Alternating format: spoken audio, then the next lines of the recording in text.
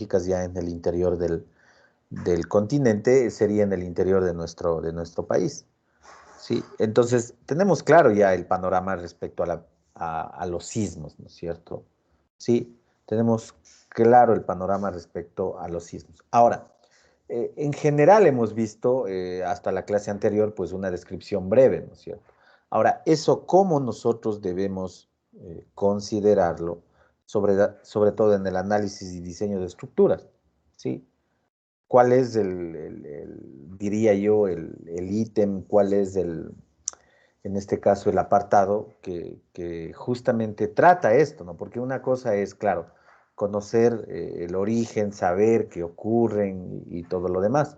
Sí, ahora, cómo eso tiene que estudiarse, cómo tiene que relacionarse para que se pueda usar en el análisis de estructuras, ¿sí? Entonces, justamente de eso se encarga lo que se conoce como peligrosidad sísmica. Sí, entonces es importante, son términos muy relevantes que hay que tenerlos claros. Entonces, cuando nosotros hablamos de peligrosidad sísmica, pues hablamos de los sismos, ¿no es cierto? De los sismos, claro, pero la ocurrencia de eventos sísmicos y sobre todo el uso de estos eventos sísmicos en el análisis y diseño de estructuras, en el campo de la ingeniería civil, ¿no es cierto? En el campo de la ingeniería sísmica, bueno, primero y luego la ingeniería civil. Si bien es cierto, nosotros tratamos de forma general, pues en realidad, como ustedes pueden darse cuenta, es un análisis mucho más profundo, ¿no es cierto? Nosotros, para nuestro interés, pues vamos a describir de forma general nada más, y para que ustedes entiendan, pues todo lo que se tiene que hacer, ¿sí? Todo lo que se tiene que hacer en el tratamiento de eventos sísmicos para uso en el análisis y diseño de estructuras. Ahora, como esto depende, ustedes saben, de la ubicación geográfica, pues, sí, y ya vamos a ver esto, en realidad, pues, para ciertas zonas del planeta, posiblemente esto no sea la condición más crítica, ¿sí? Para cierto tipo de estructuras, posiblemente esto no sea la condición más crítica. Pero en nuestro caso, pues hemos hablado y ustedes deben conocer ya, ¿sí? Incluso como cultura general, pues la condición más crítica para nosotros es la acción sísmica, ¿sí? Entonces hay que también estar claros respecto a esto. Entonces vamos a empezar, vamos a hablar de lo que es la peligrosidad sísmica, como les digo, ¿sí? El apartado que se encarga de plantear todos los parámetros necesarios para justamente los eventos sísmicos, para que los eventos sísmicos sean considerados o se puedan considerar, o en todo caso, yo diría, los parámetros para que se considere, ¿sí?, la acción sísmica en el análisis y diseño de estructuras. En este caso vamos a hablar, claro, obviamente, estructuras de edificación, ¿no es cierto? Sí, estructuras de edificación. A eso es lo que nosotros nos referimos. Pero claro, dependiendo, como les menciono, del tipo de estructura, pues habrá que hacer un alcance, ¿sí? Para el tratamiento de otras estructuras, ¿sí? Pero, como decir, el punto de partida, pues en realidad es el mismo, ¿no es cierto? Bueno, entonces, peligrosidad sísmica, nosotros tenemos justamente la normativa, ¿sí? Vamos a hablar de eso también, ¿sí? La normativa sísmica en el capítulo correspondiente a peligrosidad sísmica es el que justamente describe lo que nosotros vamos a tratar de resumir. Claro, allá planteado como una normativa, ¿no es cierto? Sí, aquí ya más bien desde el punto de vista conceptual. Entonces, en la norma ecuatoriana de la construcción, el capítulo de peligrosidad sísmica, ¿sí? Esta se define como la probabilidad de ocurrencia dentro de un periodo específico de tiempo, ¿sí? Y dentro de una región determinada, movimientos del suelo cuyos parámetros pueden ser cuantificados, ¿sí? Repito, la peligrosidad sísmica se define como la probabilidad de ocurrencia. Miren los parámetros que van interviniendo en esta definición. La probabilidad de ocurrencia dentro de un periodo específico de tiempo, ¿sí? Y dentro de una región determinada, movimientos del suelo cuyos parámetros pueden ser cuantificados. Cuando hablamos de parámetros, ¿sí?, que pueden ser cuantificados, pues como hemos hablado ya al respecto, pues, hay distintas formas de captar el movimiento del suelo, ¿no es cierto? ¿Sí? Sí, hay distintas formas y claro, todas son válidas, pues en realidad lo interesante es que se capte el movimiento del suelo, ¿no es cierto? Entonces, a eso se refiere con cuyos parámetros. Podemos captar el movimiento del suelo, ¿sí? A través de aceleración del suelo, velocidad del suelo, desplazamiento, ¿sí? Y también lo que hablábamos en la anterior clase, la magnitud o la intensidad, ¿sí? Entonces, podemos nosotros captar el movimiento del suelo con distintos parámetros. ¿Sí? Esta definición, sí, es importante tenerla clara, es bastante general y sobre todo introduce pues términos, ¿sí? Que son importantes y a partir de los cuales pues justamente se desarrolla el estudio de peligro sísmico, ¿no es cierto? El estudio de la peligrosidad sísmica. Entonces, miren, hablamos de un movimiento del suelo, ¿no es cierto? Sí, bueno que lo podemos cuantificar, pero aquí se agrega una probabilidad de ocurrencia, un tiempo determinado, ¿sí? Y también un sitio determinado. Entonces, debemos estar claros respecto a eso, porque es simple, miren, si es que ocurre un evento sísmico, pues en una zona, en una región demasiado lejana, pues en realidad no nos interesaría mucho, ¿no es cierto? Igual debemos tomar en cuenta un intervalo, un periodo de tiempo, ¿no es cierto? Porque tampoco se puede eh, determinar un tiempo infinito, sino más bien para un periodo de tiempo, ¿no es cierto? Y se agrega el tema probabilístico que vamos a ver justamente cómo es el desarrollo, ¿sí? Entonces, miren, nosotros debemos estar claros que el terremoto es un fenómeno natural, como lo hemos venido ya describiendo, que no se puede evitar, ¿no es cierto? Sí, no se puede evitar, por lo general no avisa cuándo va a ocurrir. Y esto es importante, ya les voy a ir conversando algunas experiencias, ¿sí? Esto es importante, el hecho de que esto es consecuencia, es obra de la naturaleza, ¿no es cierto? Y claro, de lo que nosotros conocemos, pues en realidad hay que tener un respeto demasiado alto respecto a eventos naturales, ¿no es cierto? Sí, en realidad ahí es donde eh, uno debe tener más cuidado, ¿no es cierto? Y tal vez querer subestimar, sí, al efecto, a lo que hace la naturaleza, pues en realidad es un error. Sí, les comento esto porque estuve hace la semana anterior en una reunión donde se presentaba una forma de analizar estructuras que eran a prueba de todo, según los proponentes, ¿sí? Y que en realidad resistían el terremoto más trágico y más destructivo del mundo, ¿sí?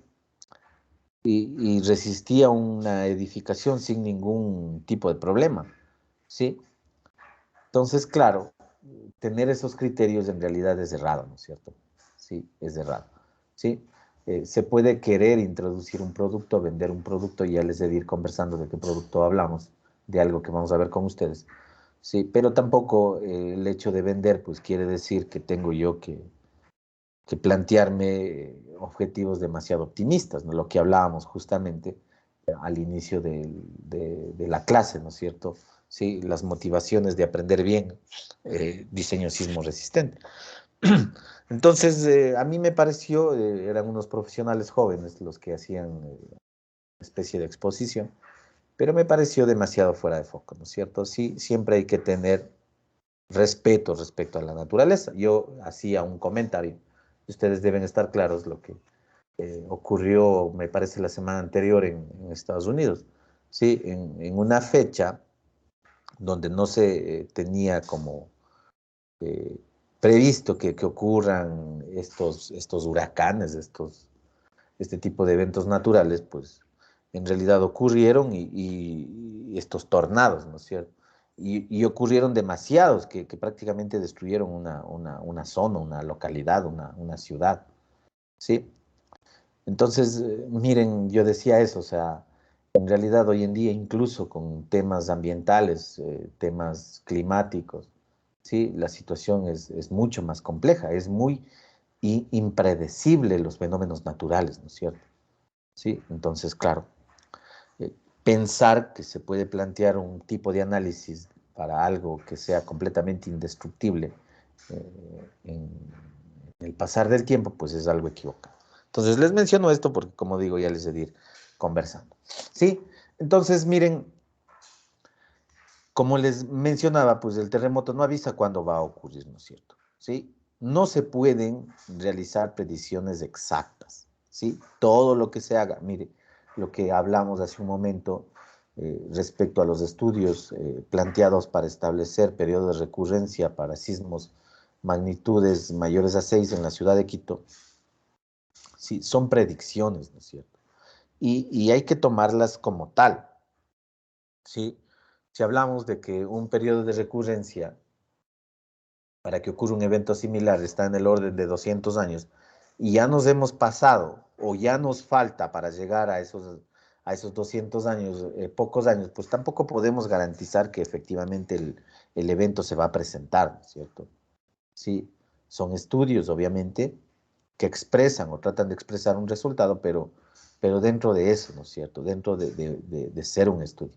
Miren, hablábamos ya a través de la historia, tal vez se puede ir confirmando, de la costa subducción, donde se tiene eventos cada 20 años, ¿sí? Pero eso, miren, a razón de una historia de 100 años, ¿no es cierto? Donde se ha determinado eso. Ahora, es muy probable que en 20 años ocurra, pero también viene lo otro. Puede ser que no ocurra, ¿no es cierto? Sí, o puede ser que ocurra antes, ¿no es cierto? Entonces, en realidad esas son las limitantes que nosotros tenemos a la hora de estudiar justamente los movimientos sísmicos. Entonces, ¿sí? ¿Qué es lo que debemos hacer? Pues en realidad resulta crucial, ¿sí? La adopción de medidas preventivas y medidas mitigatorias, es decir, voy a estar preparado si ocurre o no ocurre, pues en realidad yo hasta cierto punto estoy tranquilo porque estoy preparado, ¿no es cierto? ¿Sí? Entonces, para esto, pues nosotros tenemos, como les menciono, las medidas preventivas y medidas mitigatorias, ¿sí? Cuando hablamos de preventivas, estaríamos hablando de la elaboración de planes de emergencia, ¿sí? Por parte de las autoridades, en este caso de las localidades, de las distintas zonas, las cuales efectivamente se haya determinado que existe justamente este peligro, ¿no es cierto? ¿Sí? Y también las medidas mitigatorias que en este caso tratarían de mitigar el problema, hablando del diseño sismo resistente de las estructuras, en este caso de edificios. Habrá que determinar, como les mencionaba, para qué tipo de estructuras esto resulta ser más crítico, porque en realidad no es para todo, ¿no es cierto? ¿Sí? Para qué tipo de estructuras esto resulta ser más crítico, ¿sí? Entonces, miren, para poder hacer estas medidas, pues, ¿qué es lo que tengo que hacer? ¿Sí? Se tiene que caracterizar adecuadamente el movimiento sísmico. Entonces, ¿qué quiere decir esto de caracterizar, no es cierto? ¿Sí? ¿Qué quiere decir esto de caracterizar? Pues en realidad tenemos nosotros que trabajar con un movimiento sísmico, ¿no es cierto? Debemos tratar de establecer, debemos tratar de especificar un movimiento sísmico, el que se esperaría en el sitio de interés, ¿no es cierto? ¿Sí?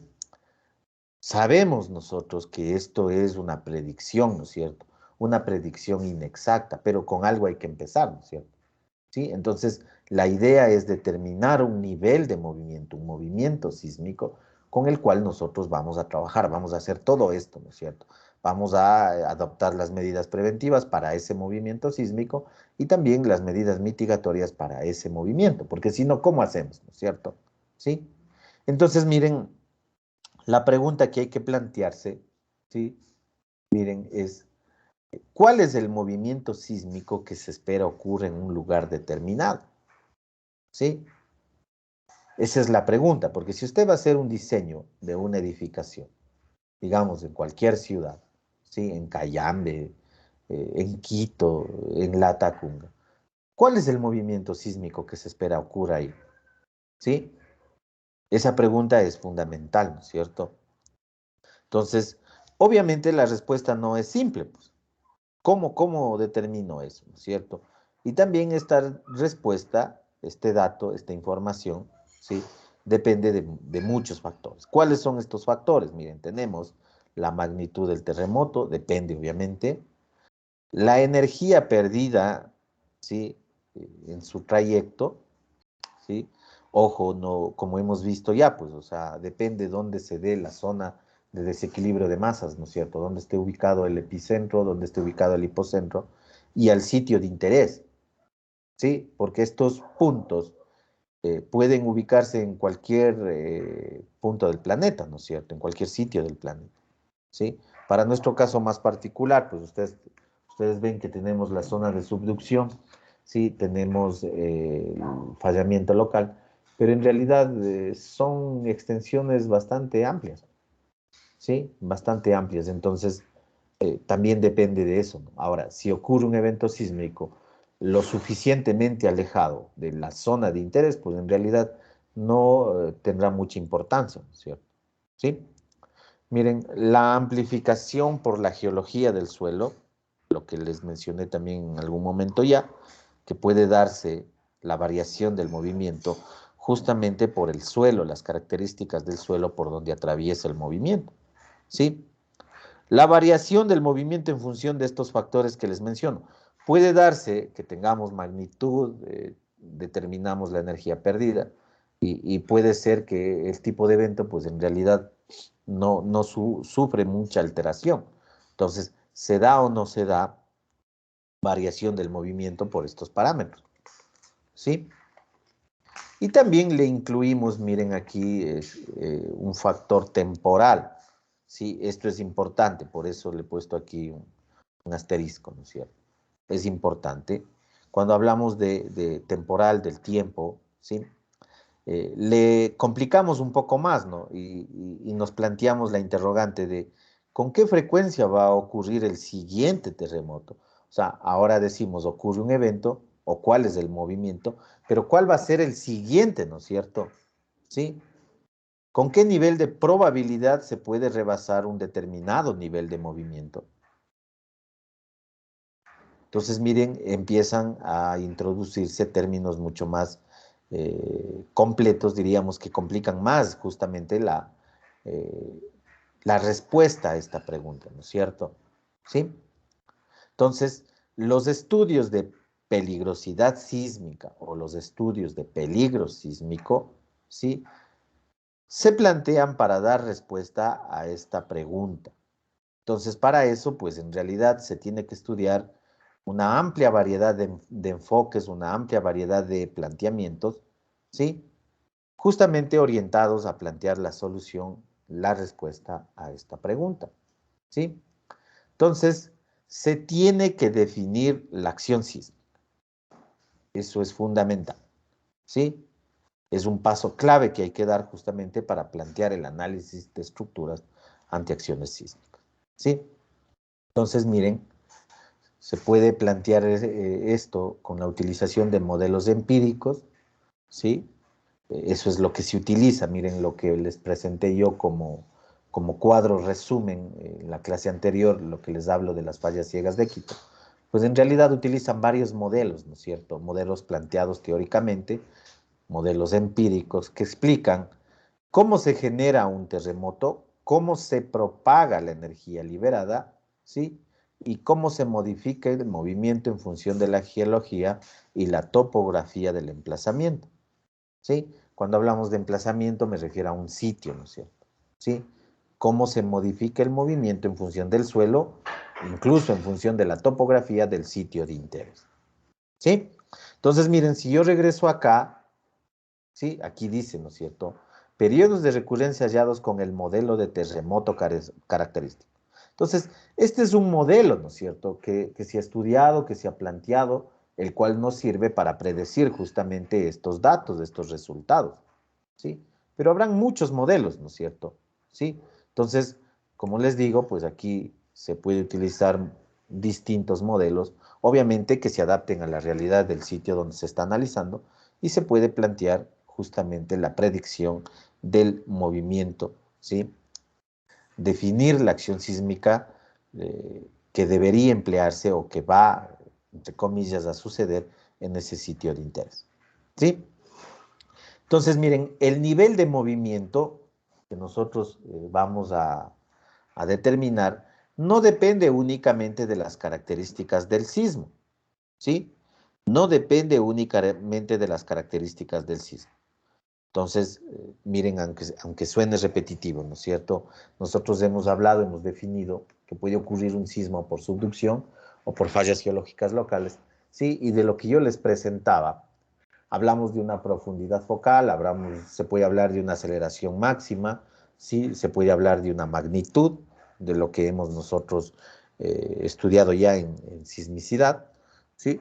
Pero en realidad el nivel de movimiento que nosotros queremos establecer, pues no depende únicamente de eso, ¿no es cierto? ¿Sí? Miren que aquí se está incorporando estos parámetros, como estamos hablando, ¿sí? Miren, es interesante esta ecuación, ¿no es cierto? Miren, el movimiento, hablando ya del movimiento referencial, el movimiento que yo necesito para el análisis de estructuras más directamente, ¿no es cierto? Miren, ¿sí? Es igual a la fuente, sería la generación del movimiento, cómo se genera el terremoto, más la trayectoria, la propagación, ¿sí? Y también el efecto de sitio, que tiene que ver con la modificación del movimiento en función del suelo, en función de la geología del sitio de interés. ¿Sí? Entonces, miren, este gráfico es bastante simple. Aquí justamente tengo, ¿sí?, el punto donde se da el desequilibrio de masas, el hipocentro, ¿no es cierto? A partir de este punto se genera, ¿sí? A partir de este punto se genera el movimiento sísmico. Ya hemos hablado, ¿no es cierto? Empiezan las ondas, ¿sí? Eh, llegan a la superficie, se encuentra el epicentro, las ondas cambian de dirección, se hacen en dos dimensiones y empiezan a mover la superficie, ¿sí? Entonces, miren, sería el estudio de la fuente, ¿no es cierto? En este caso, para nuestro país hemos hablado, tenemos subducción y fallamiento local. Entonces, el desequilibrio de masas puede darse por esas dos causas, ¿sí? Ocurre el evento sísmico. Luego, ¿qué pasa, no es cierto? ¿Qué pasa justamente con la energía liberada en su trayecto, no es cierto? ¿Cómo se propaga esta energía? ¿Sí? Entonces, como ustedes ven, pues existe una cierta distancia para tratar de explicar justamente esta parte, una cierta distancia entre la fuente y el sitio de interés. Entonces, en su trayecto desde la fuente al sitio de interés, ¿qué ocurre con este movimiento? ¿Varía? ¿No varía? ¿Cómo se propaga? ¿Disminuye? ¿Aumenta? ¿Sí? Entonces hay que estudiar justamente eso, ¿no es cierto? La trayectoria del movimiento sísmico. Y finalmente, una vez que llega al sitio de interés, ¿sí? ¿Qué ocurre, no es cierto? Ya donde tengo mi edificio, eso es lo importante, ¿sí? ¿Qué ocurre? ¿Será que en realidad el movimiento llega tan disminuido que a mí ya no me interesa, ya no es importante? O por las condiciones geológicas, lo que hablamos aquí, por el suelo, donde está mi edificio o donde voy a construir mi edificio, ¿sí? Se da una variación del movimiento, se amplifica. Es mejor que aquí se tenga un suelo de buenas características o es peor que aquí yo tenga un suelo de malas características, ¿sí? Entonces todo eso hay que analizar, ¿sí? Entonces miren, para combatir los efectos adversos de los terremotos, como ustedes ven aquí, hay que hacer una descripción del movimiento que se esperaría en un sitio durante un tiempo dado con una probabilidad definida, ¿sí? Lo que se conoce como caracterización de la acción sísmica, ¿sí? Caracterización de la acción sísmica.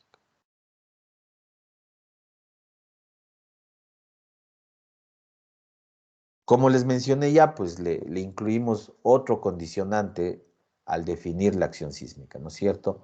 La probabilidad de que se alcance o supere un cierto nivel de movimiento en un intervalo de tiempo definido. Entonces, miren, no vamos a quedarnos aquí. Eso es lo que se hace en los estudios de peligro sísmico, ¿sí?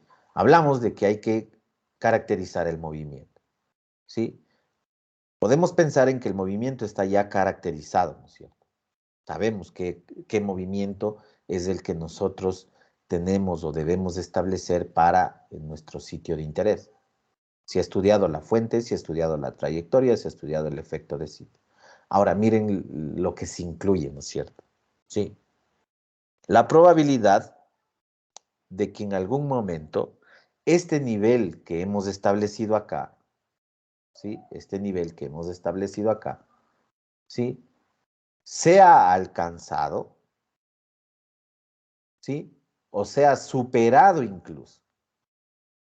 Entonces, como hemos dicho que debemos establecer un periodo de tiempo, miren, nosotros decimos que en determinado periodo de tiempo establecemos el nivel de movimiento referencial, pero ahora incluimos una probabilidad de que ese nivel, ¿sí?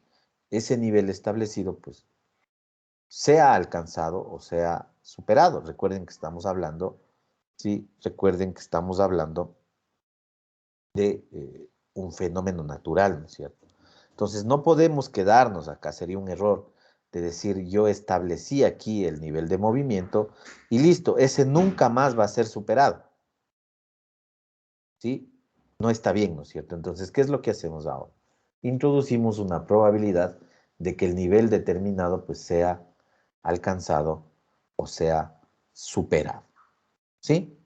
Entonces, por lo general o de manera general, cuanto más intensa sea la acción sísmica de referencia, ojo, estamos hablando, si esto trasladamos a eventos sísmicos, ¿sí? Un sismo altísimo, de una magnitud altísima, ¿sí? Si es que es más intensa la acción sísmica, menor será la probabilidad de ser superada, ¿no es cierto? ¿Sí? Y mayor serán los costos utilizados para neutralizar esa acción sísmica, ¿sí? Entonces, eso es importante tomarlo en cuenta, ¿no es cierto? Miren lo que ha ocurrido a través de la historia, lo que hemos visto, ¿no es cierto? ¿Sí? Los eventos de grandes magnitudes, pues no ocurren todos los días, ¿no es cierto? Los eventos de grandes magnitudes no ocurren todos los días. Eso tienen que ustedes tenerlo clarísimo, ¿no es cierto? Entonces, eso se transforma en ¿qué? En que la probabilidad justamente, si es que yo determino un movimiento bastante alto, ¿sí? Digamos una magnitud, por exagerar, darles un ejemplo, una magnitud de 10, ¿sí? Digamos que ese es mi nivel de movimiento referencial. Y para ese nivel de movimiento yo voy a hacer mis análisis y diseño. Entonces es una acción de referencia, un sismo de referencia bastante alto, ¿no es cierto? Entonces obviamente la probabilidad de que a ese nivel de referencia, ¿sí? En algún momento ocurra otro sismo que le alcance, es más, que lo supere, pues en realidad es una probabilidad mínima, ¿no es cierto? ¿Sí? Es algo muy mínimo la posibilidad de que pueda ocurrir otro evento, ¿no es cierto? ¿Sí? Pero hay que entender también, no es la solución esa, ¿no es cierto? Porque yo diría, bueno, como estamos en una zona de peligro sísmico, ¿sí?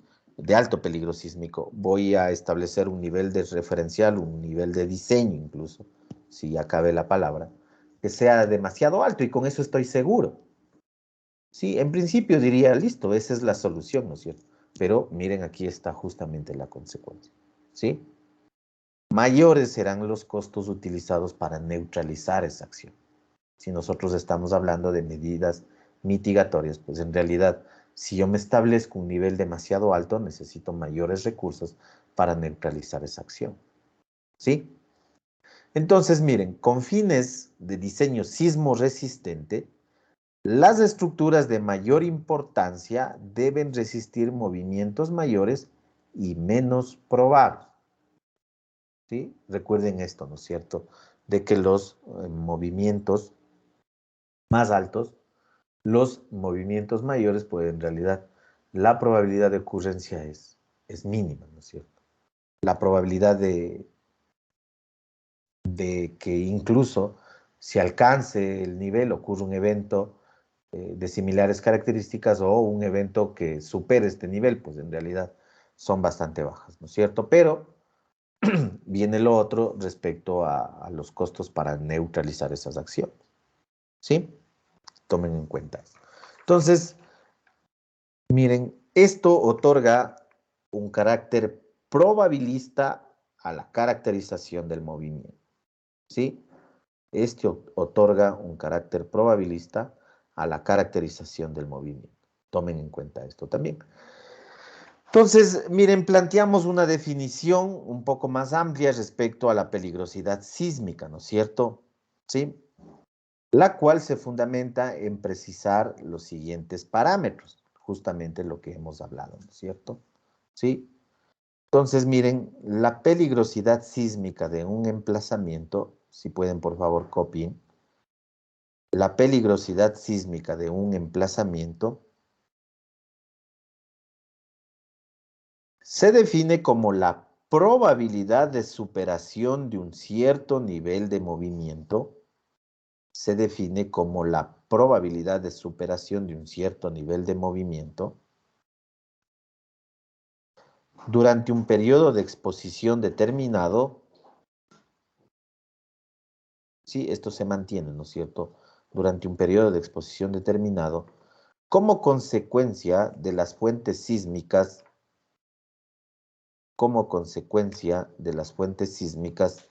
situadas en la zona de influencia alrededor del emplazamiento. ¿Sí? Entonces, miren, esta definición en realidad lo que está diciendo es que se debe tomar en cuenta la probabilidad de superación del movimiento que establecemos como referencial, ¿sí? Establecemos un periodo de tiempo, pero hay que tomar en cuenta, ¿sí? Hay que tomar en cuenta las fuentes sísmicas que puedan afectar mi sitio de interés, ¿sí? Las fuentes sísmicas que puedan afectar mi sitio de interés, ¿sí? Entonces, miren, si nosotros analizamos para la ciudad de Quito, sabemos que en nuestro país pues, pueden ocurrir sismos por subducción y sismos por fallas geológicas locales. Entonces, analizamos para la ciudad de Quito, ¿no es cierto?, las fuentes sísmicas que pueden tener influencia en este sitio, ¿sí? Entonces, si ocurren eventos por subducción, miren que ha ocurrido ya eventos, ¿sí? Por lo menos tenemos memorias recientes respecto a los eventos. Sí, tenemos el último de Pedernales, magnitud 7.8, ¿no es cierto? Sí, es un parámetro el cual por lo menos nos da una idea de, del evento, ¿no es cierto? Si fue alto, si fue bajo, si fue medio, ¿no es cierto? Un evento considerado alto, ¿no es cierto? Sí. Y para la ciudad de Quito, pues en realidad nosotros deberíamos preocuparnos por este evento, por este evento ocurrido por esta fuente sísmica. ¿Sí? Habrá que hacer el análisis, posiblemente no, ¿no es cierto? Sí, posiblemente no, porque estamos bastante lejos de, de donde está la zona de subducción, ¿no es cierto? Pero eso con un evento magnitud 7.8.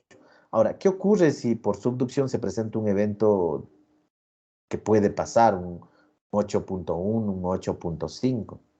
Tal vez ese evento ya le afecta a la ciudad de Quito, ¿sí? Y el resto de sitios en sí, ¿no es cierto? Entonces, justamente eso es lo que se trata de averiguar, lo que se trata de determinar, ¿sí? En los estudios de peligrosidad sísmica. Ahora, probablemente la fuente sísmica más crítica para Quito sea el sistema de fallas geológicas, ¿no es cierto? Sí, ¿por qué? Porque están muy cercanas, incluso están bajo la ciudad de Quito, ¿sí? Entonces, justamente eso es lo que hay que considerar. Entonces, la estimación, la determinación de la peligrosidad sísmica parte de la definición de estos tres parámetros, ¿sí? Parte de la definición de estos tres parámetros. Entonces, cuando vamos a hablar de peligrosidad sísmica, vamos a establecer el nivel de movimiento referencial, hay que definir, hay que estudiar, hay que establecer justamente estos tres parámetros. Primero, la fuente, ¿no es cierto? Ya hemos dicho. Identificación de las fuentes potencialmente activas que afectan el sitio de interés, ¿sí? Estas fuentes deben ser estudiadas, caracterizadas, medidas, ¿sí? Con modelos matemáticos, representando su patrón de sismicidad. Entonces, ¿sí? Estos modelos nos van, miren que hablamos de modelos, ¿no es cierto? Es el estudio de la fuente.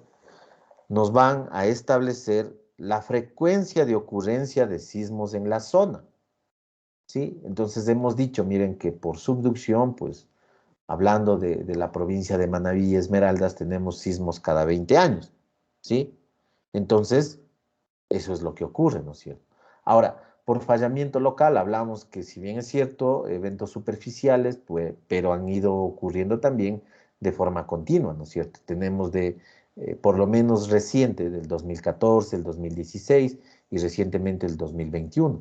Si bien es cierto, no son sismos de grandes magnitudes, son superficiales, no han causado mayor daño, pero están ocurriendo, ¿no es cierto? ¿Sí?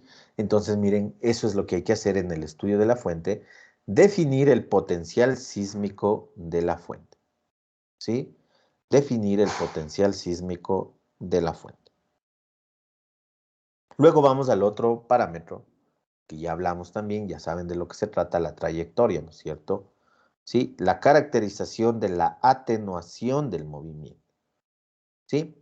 Entonces, hay que estudiar cómo se da la atenuación del movimiento. ¿Se da o no se da, no es cierto?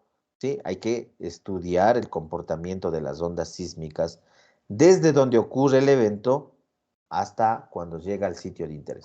Y esto es en realidad, como les menciono, pues bastante amplio, ¿no es cierto? Nosotros estamos viendo solo de forma general, ¿sí? Miren, cuando yo describía los eventos ocurridos, les decía, son eventos que en función de la distancia, pues no se atenúan de forma rápida, ¿no es cierto? Sí, como ejemplo, el sismo de Chile. Hablamos de que en la ciudad de Santiago, pues hubo algunos daños, el evento se sintió fuerte, considerando que estaba ubicada aproximadamente a 400 kilómetros de la zona epicentral, ¿sí? Entonces, como que no se atenúan con la distancia, ¿no es cierto? Es una característica de los eventos, pero claro, hay que estudiarlo, ¿no es cierto? Y cuando hablábamos de los sismos por fallas geológicas, en cambio, les decía que tienen una atenuación rápida con la distancia, ¿sí? Entonces, eso justamente es lo que hay que determinar, ¿sí? Y finalmente, el estudio del efecto de sitio o la caracterización del efecto de sitio, donde se identifican los efectos debido al suelo, a las características geológicas del subsuelo, bajo el sitio de interés, ¿sí?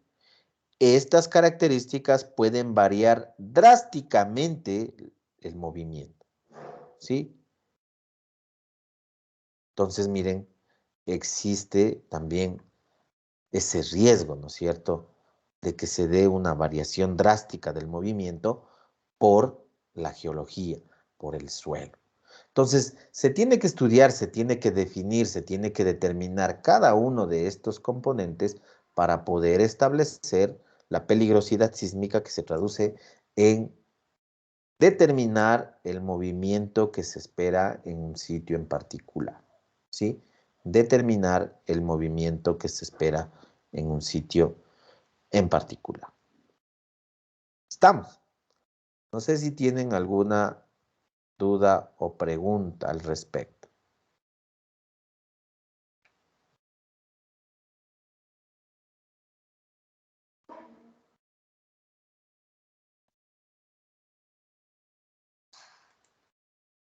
Sí, estos conceptos son fundamentales. Sí, de aquí en adelante se podrá hablar de sismos de diseño, del espectro de diseño que todo el mundo maneja, sí, pero hay que estar claros respecto a cuál es la fundamentación teórica, ¿no es cierto? ¿De dónde viene esto y por qué? Y sobre todo cómo es el proceso. Ahora, miren, ya vamos a hablar de eso más adelante, ¿no es cierto? Entonces, en resumen, para yo poder establecer, digamos, el nivel de diseño, ¿no? Sismo de diseño, Ya vamos a ir definiendo eso. Pero para yo establecer un nivel de diseño, el que yo necesito introducir en mis estructuras, pues necesito hacer un estudio de peligro sísmico, ¿no es cierto? ¿Sí? El estudio de peligro sísmico con el estudio de todos estos parámetros, como estamos hablando, de fuente sísmica, de atenuación del movimiento, de efectos de sitio, pues considerando todo esto, a mí me da la respuesta a la pregunta, ¿no es cierto? Entonces me dice, para ese sitio, para ese emplazamiento, usted debe utilizar este movimiento, ¿sí? Todo enmarcado dentro de una predicción, ¿no es cierto? Sí, todo enmarcado dentro de una predicción. Claro, la idea de estos estudios, pues, es tener una base justamente para que cuando se plantee el análisis de estructuras, pues, obviamente, eh, se pueda utilizar, pues, sirva, ¿sí? Aunque siempre esto se está estudiando constantemente en función de nuevos datos que se tienen, ¿no es cierto? ¿Sí? Entonces, de esta manera definimos lo que es peligrosidad sísmica. Vamos a terminar ahí la primera parte de la, de la clase, ¿sí? Descansamos unos minutos y continuamos con la segunda parte. Estamos. No sé si tienen alguna duda o pregunta. Estamos claros. Bien, entonces terminamos ahí y regresamos en 10 minutos para la segunda parte. Listo.